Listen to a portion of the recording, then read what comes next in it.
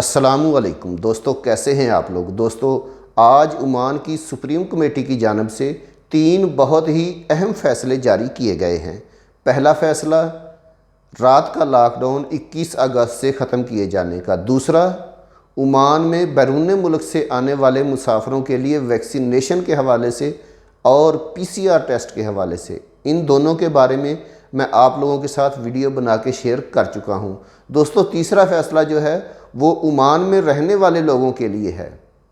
Oman की supreme committee की जानिब से ऐलान किया गया है कि 1 सितंबर से ओमान में सरकारी इदारों, निजी शोबों की सहूलियात बशमूल माल्स, रेस्तरान और दीगर तिजारती सरगर्मियों, यानी ओमान में जो रहने वाले लोग हैं वो 1 सितंबर से सरकारी इदारों में जाएंगे या निजी शोबों के किसी भी इदारे की सहूलियात में जाएंगे, जिनमें मॉल्स भी शामिल हैं, रेस्टोरेंट्स वगैरह भी शामिल हैं। इनमें अगर ये लोग जाएंगे तो इन लोगों को अगर वैक्सीन लगी हुई होगी तो तभी दाखिले की इजाज़त मिलेगी।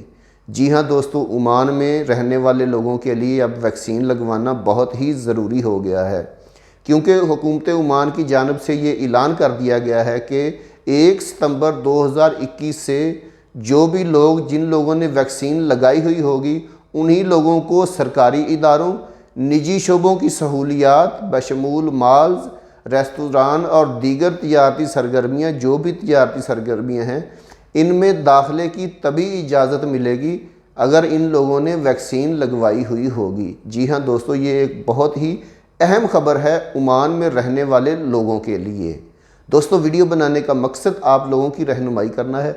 वीडियो अगर आपको वाकई अच्छी लगी है तो इसे लाइक ज़रूर कर लीजिएगा, और अगर आप मेरे चैनल पर नए हैं तो इसे सब्सक्राइब ज़रूर कर लीजिएगा। मिलते हैं नेक्स्ट किसी अच्छी सी वीडियो के साथ, तब तक के लिए अल्लाह हाफिज़।